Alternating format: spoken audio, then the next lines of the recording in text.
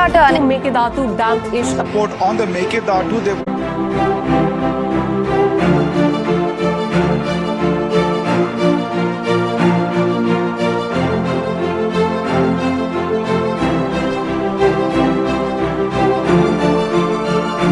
வருஷங்களுக்கு அப்புறம் தமிழ்நாடு கர்நாடக அரசியலில் காவேரி பிரச்சனை பெருசாக திரும்ப வெடிக்க ஆரம்பிச்சிருக்கு. இந்த டைம் அது மேகதாட்டு. அந்த மேகதாட்டுங்கிற இடத்துல காவேரிக்கு குறுக்க அணை கட்டியே ஆகணும் அப்படின்னு சொல்லி கர்நாடக அரசு மிக முனைப்பாக வேலை பார்த்துக்கிட்டு இருக்காங்க. இது 2018 தமிழ்நாட்டுக்கு சாதகமாக உச்சநீதிமன்றம் கொடுத்த தீர்ப்புக்கு எதிரானது அப்படின்னு சொல்லி தமிழ்நாடு ஒரு வாதம் வைக்கிறாங்க.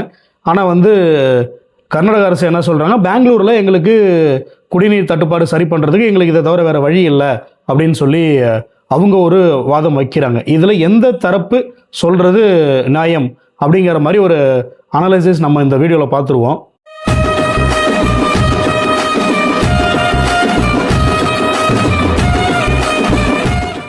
வணக்கம், நான் உங்கள் வாண்டரிங் மாங்க் சத்யா.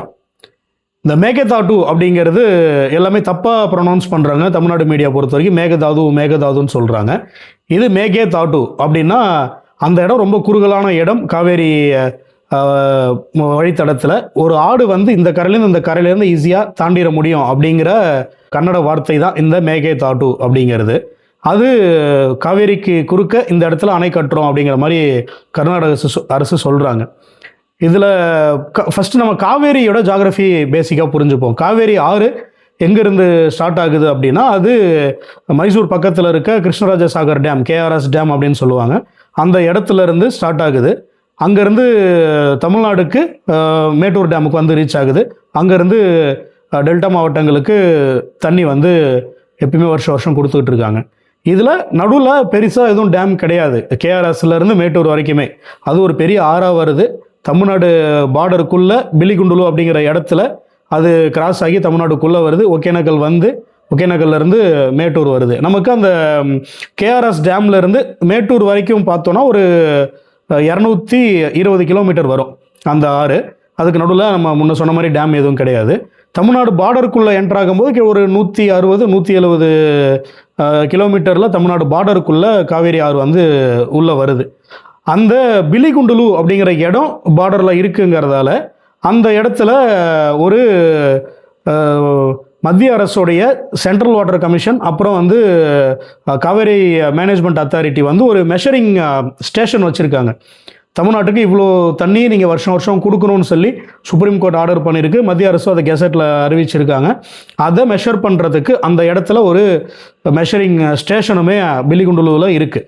இப்போ இந்த மேகதாது எங்கே கரெக்டாக லொக்கேட் ஆக போகுது அப்படின்னு பார்த்தோன்னா அந்த பிலிகுண்டுலேருந்து ஒரு 3 கிலோமீட்டரில் கரெக்டாக கர்நாடகா தமிழ்நாடு பார்டர் கிட்ட ஒரு 3 கிலோமீட்டரில் அந்த மேகதாது அவங்க இப்போ கட்ட போகிறாங்க கர்நாடக கவர்மெண்ட். இது தமிழ்நாடு அரசு என்ன சொல்கிறாங்க அப்படின்னா, அந்த இடத்துல நீங்கள் டேம் கட்டினீங்கன்னா டோட்டலாக காவேரிக்கான இன்ஃப்ளூயன்ஸ் கர்நாடகா கவர்மெண்ட்டுக்கு போயிடும். இது நாங்கள் அலோவ் பண்ண முடியாது அப்படிங்கிற மாதிரி சொல்கிறாங்க. ஏன்னா இது நமக்கு இப்போ பெங்களூர் போனால் நமக்கு ஏன் குளிராக இருக்குது அப்படின்னா, பெங்களூரில் மழையே இல்லைங்க ஆனால் கூலிங்காக இருக்குது அப்படின்னா, மைசூரில் ஏங்க அப்படி கூலிங்காக இருக்குது அப்படின்னா, அது நம்ம தமிழ்நாட்டோட எலிவேட்டட் ஸ்பேஸ், நம்ம தரைமட்டத்தில் இருக்கோம், கர்நாடகா மேல் மட்டத்தில் இருக்குங்கிறதுல அங்கே நேச்சுரலாக உருவாகிற ஆறு நமக்கு தான் பள்ளத்துகளுக்கு தான் வரும் அப்படிங்கிற மாதிரி ஒரு ஜாகிரபிக்கலாக நம்ம லொக்கேட் ஆகிருக்கோம். அதனால அதை கண்ட்ரோல் பண்ணுறதுக்கான ஒரு வழி இப்போ என்னங்கிறது இவங்க பார்த்துட்ருக்காங்க. இதுக்கு முன்னாடி பேசிக்காக காவேரி இஷ்யூவில் என்ன நடந்துச்சு அப்படிங்கிறத நம்ம புரிஞ்சுப்போம். இது 1892 பிரிட்டிஷ் காலத்திலேயே ஆரம்பித்த பிரச்சனை தான். அப்போது மைசூர் ஒரு தனி ராஜ்யமாக இருந்தது, மெட்ராஸ் பிரசிடென்சியாக இருந்தது. அப்போது இந்த மைசூர் ராஜ்யத்துக்கும் மெட்ராஸ் மாகாணத்துக்கும் ஒரு அக்ரிமெண்ட் போடுறாங்க. 1892 போட்டு 1924 வரைக்கும் நாங்கள் தண்ணி கொடுக்குறோன்னு சொல்லி ஒரு அக்ரிமெண்ட் போட்டு பண்ணுறாங்க. அப்புறம் திரும்பி 1924 அந்த அக்ரிமெண்ட்டை புதுப்பிக்கிறாங்க. நாங்கள் 50 வருஷத்துக்கு தண்ணி தரோம் அப்படின்னு சொல்லிட்டு புதுப்பிக்கிறாங்க. KRS டேம்லேருந்து மேட்டூர் டேமுக்கு தண்ணி வரும் அப்படிங்கிற மாதிரி. அது 1974 அந்த அக்ரிமெண்ட் முடிஞ்சிருச்சு. அதுக்கப்புறம் தண்ணி வர்றது அவங்க ஸ்டாப் பண்ணிட்டாங்க. நாங்கள் இந்த சைட் தண்ணி கொடுக்க முடியாது, எங்களுக்கு தண்ணி வரது கம்மியாக இருக்குது, மழை இல்லை, வறட்சி அப்படின்னு சொல்லி கர்நாடக அரசு ஒரு வாதத்தை வைக்கிறாங்க. அதுக்கப்புறம் தான் வந்து தமிழ்நாடு அரசு அப்பையிலிருந்து சட்ட போராட்டங்கள் தொடர்ந்து நடத்திட்டே இருக்காங்க மாறி மாறி. அப்புறம் காவேரி ட்ரிபியூனல் வந்து சுப்ரீம் கோர்ட் ஃபார்ம் பண்ணுறாங்க. அவங்க ஒரு ஆர்டர் கொடுக்குறாங்க, இவ்வளோ தண்ணி வந்து நீங்கள் தமிழ்நாடுக்கு கொடுக்கணும் அப்படின்னு சொல்லிட்டு ஒரு 440 டிஎம்சி கிட்ட நீங்கள் தமிழ்நாடுக்கு வருஷம் வருஷம் கொடுக்கணும்னு சொல்லி காவேரி ட்ரிபியூனல், காவேரி தீர்ப்பாயம் வந்து ஒரு ஆர்டர் கொடுக்குறாங்க. அது வந்து மத்திய அரசு 2007 அந்த தீர்ப்பாயம் ஆர்டர் கொடுத்துட்றாங்க. ஆனால் மத்திய அரசு வந்து 2013 தான் அதை கெசட்டில் வந்து அஃபிஷியலாக அனௌன்ஸ் பண்ணுறாங்க. அப்போது அன்றைய முதல்வர் ஜெயலலிதா வந்து இது வந்து என் வாழ்க்கையில் எனக்கு கிடைச்ச பெரிய வெற்றி, இந்த தீர்ப்பாயம் வந்து கெசட்டில் வந்துடுச்சு, அதனால் இப்போ இதை உடனடியாக வந்து கர்நாடக அரசு நடைமுறைப்படுத்தி ஆகணும்னு சொல்லி அப்போது அவங்க அறிவிக்கிறாங்க. இது 2013 நடக்குது. அதுக்கப்புறம் திரும்ப இதை எதிர்த்து கர்நாடக அரசு சுப்ரீம் கோர்ட் போகிறாங்க. சுப்ரீம் கோர்ட் போகும்போது அந்த கேஸுமே அதுக்கப்புறம் ஒரு 5 வருஷம் நடக்குது. இதுக்கு நடுவில் 2016 ஜெயலலிதா மறைஞ்சிடுறாங்க. 2018 அந்த இத்தனை வருஷம் கிட்டத்தட்ட 32 வருஷம் நடந்த அந்த கேஸோடைய ஃபைனல் வேர்டிக்ட் வந்து பிப்ரவரி மாதம் 2018 வருது. அதில் தமிழ்நாட்டுக்கு வந்து நீங்கள் 404 டிஎம்சி தண்ணி நீங்கள் கொடுத்தே ஆகணும் அப்படின்னு சொல்லிட்டு சுப்ரீம் கோர்ட் கர்நாடக அரசுக்கு உத்தரவு போட்டுடுறாங்க. அதுக்கப்புறம் காவேரி வாட்டர் மேனேஜ்மெண்ட் அத்தாரிட்டின்னு சொல்லிட்டு ஒரு போர்டு அமைச்சு இதை வந்து நிர்வகிக்கணும், இதை வந்து அவங்க தான் மேனேஜ் பண்ணணும், எங்களுக்கு அப்பப்போ ரிப்போர்ட் கொடுக்கணும்னு சொல்லியுமே சென்ட்ரல் கவர்மெண்ட்டும் சுப்ரீம் கோர்ட்டும் வந்து ஆர்டர் பண்ணிடுறாங்க. இந்த மேனேஜ்மெண்ட் அத்தாரிட்டி ஜூன் மாதம் ஃபார்ம் பண்ணுறாங்க. அதுக்கப்புறம் வருஷம் வருஷம் இவ்வளோ தண்ணி வருதா இல்லையாங்கிறது அந்த பில்லிகுண்டில் இருக்கிற அந்த மெஷரிங் ஸ்டேஷனில் வச்சு அவங்க மெஷர் பண்ணி தமிழ்நாட்டுக்கு தண்ணி கொடுத்துக்கிட்டு இருக்காங்க. காவேரி ஏன் இவ்வளோ முக்கியம் அப்படின்னு பார்த்தோன்னா, மேட்டூர்லேருந்து வருஷம் வருஷம் திறக்கிற அந்த பாசன தண்ணியை வச்சு தான் திருச்சி, மாயவரம், நாகப்பட்டினம், இந்த திருவாரூர், இந்த டெல்டா மாவட்டங்கள் அவங்க விவசாயம் பண்ண முடியும். அங்கே வந்து இந்த காவேரியோடைய தண்ணியை நம்பி தான் அங்கே விவசாயமே நடந்துகிட்ருக்கு. அந்த பெரிய அந்த ரைஸ் மான்செஸ்டர் அப்படின்னு சொல்கிற அந்த ஏரியாக்களில் இப்போது காவேரி தண்ணி தடைப்பட்டுடுச்சு அப்படின்னா இது பெரிய சிக்கலாகிடும் தமிழ்நாடு விவசாயம் பொறுத்த வரைக்குமே. அவங்க 2018 அப்புறம் தான் கர்நாடக அரசு இந்த மேகதாட்டு இஷ்யூவை பெருசாக கொண்டு வராங்க. ஏன்னா இப்போது சுப்ரீம் கோர்ட் ஆர்டர் கொடுத்துருச்சு, அதுக்கப்புறம் அவங்க அதை வச்சு ரிவ்யூவும் போக முடியாது அப்படிங்கிற ஒரு கண்டிஷன் ஆகிடுச்சு. இப்போ என்ன பண்ண முடியும், கேஆர்எஸ்லேருந்து தண்ணி திறந்தால் நேராக மேட்டூர் வருது இல்லை, அப்போ நடுவில் ஒரு பிளாக்கை போடுவோம். இந்த மேகதாட்டில் ஒரு பிளாக்கை போட்டோம் அப்படின்னா அங்கே வந்து நாங்கள் பெருசாலாம் டேம் கட்டலை, 67 டிஎம்சி ஸ்டோர் பண்ணுற அளவுக்கு தான் நாங்கள் அங்கே டேம் கட்டுறோம் அப்படிங்கிற ஒரு விஷயத்தை கர்நாடக அரசு சொல்கிறாங்க. ஆனால் இதில் என்ன பெரிய சிக்கல் அப்படின்னா, அவங்க பார்டருக்குள்ளே அவங்க டேம் கட்டிட்டாங்கன்னா காவேரியோடைய மொத்த இன்ஃப்ளூயன்ஸ் அவங்க கைக்கு போயிடும். எங்களுக்கு தண்ணி பத்தலை, வறட்சி அதிகமாக இருக்குது, அங்கேருந்து நாங்கள் வர தண்ணி நாங்கள் இங்கே சேமித்தா தான் நாங்கள் பெங்களூருடைய நீர் தேவையை நாங்கள் பூர்த்தி செய்ய முடியும் அப்படிங்கிற மாதிரி ஒரு வாதத்தை அவங்க வச்சு இன்றைக்கி இந்த விஷயத்த பண்ணிகிட்டு இருக்காங்க. இது ஏடிஎம்கே கவர்மெண்ட் இருந்த போதும் சரி, எடப்பாடி பழனிசாமி அவர்கள் தலைமையிலையும் மு.க. ஸ்டாலின் அவர்கள் தலைமையில் டிஎம்கே கவர்மெண்ட் இருந்த போதும் சரி, பல்வேறு வழக்குகள் வந்து மேகதாட்டு சம்பந்தமாக போட்டுட்டு இருந்திருக்காங்க சுப்ரீம் கோர்ட்டில் டைரெக்டாகவே. அப்போது சுப்ரீம் கோர்ட் வந்து ஒரு ஹியரிங்காக முடிச்சு இப்போ கடைசியாக அந்த மே மாதம் என்ன சொல்லிட்டாங்கன்னா, நாங்கள் வந்து இதில் நாங்கள் தலையிடவே முடியாது, ஏன்னா இது வந்து இன்னும் இனிஷியல் ஸ்டேஜில் தான் இருக்குது. அதாவது டிபிஆர் அப்படின்னு சொல்லுவாங்க, டீட்டெயில்டு ப்ராஜெக்ட் ரிப்போர்ட் வந்து கர்நாடக கவர்மெண்ட் அங்கே சென்ட்ரல் வாட்டர் கமிஷன், மத்திய நீர்வள ஆணையத்துக்கு அவங்க கொடுக்கணும். அதை கொடுத்து அவங்க அங்கேருந்து அப்ரூவல் திரும்பி கொடுக்கணும். அதுக்கப்புறம் இந்த டேம் கன்ஸ்ட்ரக்ஷனுக்கான பிளானு, ப்ளூ பிரிண்ட்டு அது எல்லாமே அங்கே போகணும். அப்புறம் திரும்பி அதெல்லாம் அப்ரூவல் ஆகி வரணும். இது பெரிய ப்ராசஸாக இருக்குது.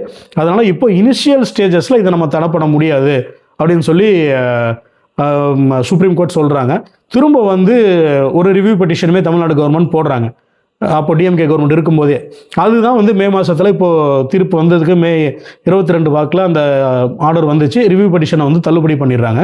இது இனிஷியல் ஸ்டேஜில் தானே இருக்குது, இப்போ ஃபர்தராக என்ன ஆகுதுன்னு பார்ப்போம். இன்னும் நிறையா ஸ்டேஜஸ் இருக்குது, அப்ரூவல் இருக்குது, எல்லாமே இருக்குது. அதுக்கப்புறம் என்ன ஆகுதுன்னு பார்ப்போம். இனிஷியல் ஸ்டேஜில் அதோடைய விளைவுகள் என்னன்னு தெரியாமல் நாங்கள் தடை பண்ண முடியாது அப்படின்னு சொல்லி சுப்ரீம் கோர்ட் வந்து ஒரு தீர்ப்பு கொடுத்துட்றாங்க. இது தமிழ்நாட்டுக்கு ஒரு பெரிய பின்னடைவாக தான் நம்ம பார்க்க வேண்டியதாக இருக்குது. இந்த தீர்ப்பை வந்து கர்நாடக அரசு பயங்கரமாக கொண்டாடிக்கிட்டு இருக்காங்க. இது வந்து எங்களுக்கு கிடைச்ச ஒரு பெரிய வெற்றி, நாங்கள் டேமுக்கான ஒர்க்கை நாங்கள் ஸ்டார்ட் பண்ண போகிறோம், திரும்ப வந்து சென்ட்ரல் வாட்டர் கமிஷனுக்கு நாங்கள் ஒரு புது டிபிஆர் அனுப்ப போகிறோம், அதாவது டீட்டெயில்டு ப்ராஜெக்ட் ரிப்போர்ட்டு புதுசாக நாங்கள் அனுப்ப போகிறோம். 67 டிஎம்சி தண்ணி அந்த இடத்துல ஸ்டோர் பண்ணுற மாதிரி மேகதாட்டுவில் நாங்கள் ரெடி பண்ணிக்கிட்டு இருக்கோம் அப்படின்னு சொல்லி அங்கே கர்நாடக அரசு அறிவிக்கிறாங்க. கர்நாடக அரசோடைய இந்த முனைப்புக்கு காரணம் பின்னாடி யார் இருக்காங்கன்னு பார்த்தோம் அப்படின்னா டிகே சிவகுமார். அவர் வந்து இப்போ டெப்டி சிஎம்மாக இருக்கார். சித்தராமையா சிஎம் பதவியிலேருந்து விலகிட்டார். இப்போ அடுத்ததாக வந்து டிகே சிவகுமார் தான் வந்து அங்கே சிஎம்மாக பதவி ஏற்க போகிறார். இன்னும் ஓரிரு நாட்களில் இது நடக்க போகுது. டிகே சிவகுமார் இந்த விஷயத்துல ஏன் முனைப்பாக இருக்காருன்னு பார்த்தோன்னா, அவர் இப்போது அங்கே நீர்வளத்துறை அமைச்சர் கர்நாடக கவர்மெண்ட்டில். அவர் இப்போ சிஎம் ஆகிட்டாலுமே நீர்வளத்துறையை வந்து யாருக்கும் விட்டு கொடுப்பாரு அப்படிங்கிற மாதிரி தோணலை. அவர்கிட்ட தான் வச்சிருக்க போகிறார் அப்படிங்கிற மாதிரி தான் தகவல்கள் தெரியுது. இதில் என்ன இன்னொரு முக்கியமான விஷயம் நம்ம பார்க்கணுன்னா, அந்த மேகதாட்டு அமைய போகிற இடம் கனகபுரா அப்படிங்கிற பக்கத்தில், அதாவது பெங்களூருடைய இது சவுத் ரூரல் டிஸ்ட்ரிக்டில் இந்த கனகபுரா அப்படிங்கிற இடம் லொக்கேட் ஆகிருக்கு. இந்த கனகபுரா பக்கத்தில் தான் இந்த மேகதாட்டு டேம் வந்து அமைய போகுது. அது இன்னும் ரொம்ப முக்கியமான விஷயம், நம்ம நுணுக்கமாக கவனிக்க வேண்டியது, இந்த கனகபுரா தான் வந்து டிகே சிவகுமார் அவர்கள் பிறந்த ஊர். அவருடைய சொந்த தொகுதி. அவர் அங்கே தான் நின்று காலகாலமாக ஜெயிச்சுக்கிட்டு இருக்காரு. இப்போ சமீபத்தில் அவர் நடந்த எலெக்ஷனில் 1,32,000 வாக்கு வித்தியாசத்தில் அங்கே அவரை எதிர்த்து போட்டியிட்ட வேட்பாளரை விட அதிக வாக்குகள் வாங்கி அங்கே ஜெயிச்சிருக்காரு. இது அவருடைய ஒரு பெரிய பொலிட்டிக்கல் லெகசியாக அவர் கொண்டு போய் இதை நிறுத்தணும். நாளைக்கு கர்நாடகா பாலிடிக்ஸில் அவர் ஒரு பெரிய ஆளாக நிலைநிறுத்திக்கணும் அப்படின்னா, இது நாங்கள் வந்து மாநிலத்தோடைய உரிமைகள் நான் காப்பாற்றி கொடுத்துருக்கேன், காவேரி இஷ்யூவில் பெரிய ஒரு நீதி வாங்கி கொடுத்துட்டா அப்படிங்கிற மாதிரி ஒரு விஷயத்தை செட் பண்ணி ப்ரூவ் பண்ணணும் அப்படிங்கிறதுக்காக இந்த நடவடிக்கைகள்லாம் வந்து டிகே சிவகுமார் அவர்கள் எடுத்துக்கிட்டு இருக்காரு அப்படிங்கிற மாதிரி நமக்கு தெரியுது. இந்த சுப்ரீம் கோர்ட் உத்தரவுக்கு அப்புறம் தமிழ்நாடு அரசு எப்படி ரியாக்ட் பண்ண போகுது அப்படின்னு சொல்லி நம்ம பார்த்தாகணும். ஏன்னா இப்போது கடந்த ஒரு வாரமாகவே அந்த உத்தரவு வந்ததுக்கப்புறம் அங்கே கர்நாடக அரசில் இருக்க அந்த அமைச்சர்கள், அங்கே எம்எல்ஏக்கள் எல்லாமே ரியாக்ட் பண்ண ஆரம்பிச்சிட்டாங்க. தமிழ்நாடு வந்து என்ன பண்ணாலும் இந்த இடத்துல நாங்கள் அணை கட்டியே தீருவோம் அப்படின்னு சொல்லிட்டு அங்கே அவங்க எல்லாமே ரியாக்ட் பண்ண ஆரம்பிச்சிட்டாங்க, அதை கொண்டாட ஆரம்பிச்சிட்டாங்க. அடுத்த கட்ட நடவடிக்கையாக அங்கே வந்து ஒரு மேகதாட்டுவில் அணை கட்டுறதுக்கான ஒரு இன்ஜினியர்ஸ் கமிஷன் அமைக்கிறதுக்கு அஃபிஷியலாக அங்கே அனௌன்ஸ்மெண்ட்டுமே அங்கே டிகே சிவகுமார் பண்ணியிருக்காரு, அவருடைய நீர்வளத்துறை டிபார்ட்மெண்ட் மூலயமா. இங்கே தமிழ்நாடு கவர்மெண்ட் பொறுத்த வரைக்கும் இதுக்கு முன்னாடி இருந்த அரசுமே சரி, டிஎம்கே அரசுமே சரி, அதுக்கு முன்னாடி இருந்த ஏடிஎம்கே அரசுமே சரி, சட்டசபையிலேயே வந்து மேகதாட்டில் வந்து அணை கட்டுறதுக்கு எதிர்ப்பு தெரிவித்து அங்கே தீர்மானமும் அப்போது நிறைவேற்றிருக்காங்க. துரைமுருகன் அவர்கள் நீர்வளத்துறை அமைச்சராக இருக்கும்போது தமிழ்நாடு அரசோடைய அனுமதி இல்லாமல் மேகதாட்டில் நீங்கள் ஒரு செங்கலை கூட நட முடியாது அப்படிங்கிற மாதிரி ஒரு விஷயத்தை காட்டமாக சட்டசபையில் பதிவு பண்ணியிருந்தார். இப்போ அதில் இன்னொரு விஷயமும் அவங்க என்ன சொல்லியிருந்தாங்கன்னா, அந்த சுப்ரீம் கோர்ட் உத்தரவுப்படி 404 டிஎம்சி தண்ணி நீங்கள் தமிழ்நாடுக்கு கொடுத்தாகணும். அப்படி இருக்கும்போது இந்த இடத்துல டேம் கட்டிட்டீங்க, 67 டிஎம்சிக்கான தண்ணி தேக்கிறதுக்கான டேம் கட்டிட்டீங்கன்னா இந்த 404 டிஎம்சி தண்ணி எப்படி வந்து எங்களுக்கு டிஸ்பேச் ஆகும், அதுக்கான வழிமுறைகள் என்ன, இது எதுவுமே இல்லாமல் நீங்கள் ஃபர்தராக ப்ரொசீட் பண்ணக்கூடாது அப்படின்னு சொல்லியும் அப்போவே வந்து மத்திய அரசுக்கு ஒரு அழுத்தம் வந்து திமுக கவர்மெண்ட் கொடுத்துருந்தாங்க. இப்போ இதெல்லாம் எப்படி ரியாக்ட் பண்ண போகிறாங்க தமிழ்நாடு கவர்மெண்ட் அப்படின்னு தெரியல. இன்றைக்கி வந்து தமிழ்நாட்டில் நீர்வளத்துறை அமைச்சராக இருக்கிற புஷி ஆனந்த் வந்து இது வரைக்கும் இதை பற்றி ஒரு ஸ்டேட்மெண்ட் கூட விடலை. அவங்களுக்கு என்ன நடக்குது அப்படிங்கிற ஒரு விஷயத்தில் குழப்பமாக இருக்காங்களோ என்ன அப்படின்னு சொல்லி தெரியல. ஏன்னா இங்கே காங்கிரஸோடைய 5 எம்எல்ஏ வச்சு தான் மெயினாக தமிழ்நாடு வந்து இங்கே டிவிகே கவர்மெண்ட் ஃபார்ம் பண்ணியிருக்காங்க. அங்கே கர்நாடகாவில் இருக்கிறதும் காங்கிரஸ் கவர்மெண்ட் தான். இந்த 2 விஷயங்களும் எப்படி ஒர்க் அவுட் ஆக போகுது அப்படின்னு தெரியல. ஏன்னா இவங்க இங்கேருந்து ப்ரெஷர் கொடுக்க சொல்லுவாங்க காங்கிரஸ் தலைமைக்கு மேகதாட்டு நடவடிக்கை எடுக்கக்கூடாதுன்னு சொல்லிட்டு. ஆனால் அதை வந்து கர்நாடக காங்கிரஸ் கேட்பாங்களா அப்படின்னு சொல்லியும் தெரியல. இது இப்போ இருக்கிற நிலைமையில் காவேரி பிரச்சனை திரும்ப புதுசாக ஒரு பெரிய பூதாகரமாக வெடிக்க போகுது அப்படின்னு மட்டும் நமக்கு தெரியுது. இது உடனடியாக ஒரு தீர்வுக்கு வருமா, இல்லை இன்னும் ஒரு 30 வருஷத்துக்கான ஒரு சட்ட போராட்டமாக தொடருமா அப்படிங்கிறது நம்ம பொறுத்திருந்து தான் பார்க்கணும். அதுவரை உங்கள் வாண்டரிங் மாங்க் சத்யாவுடன் இணைந்திருங்கள்.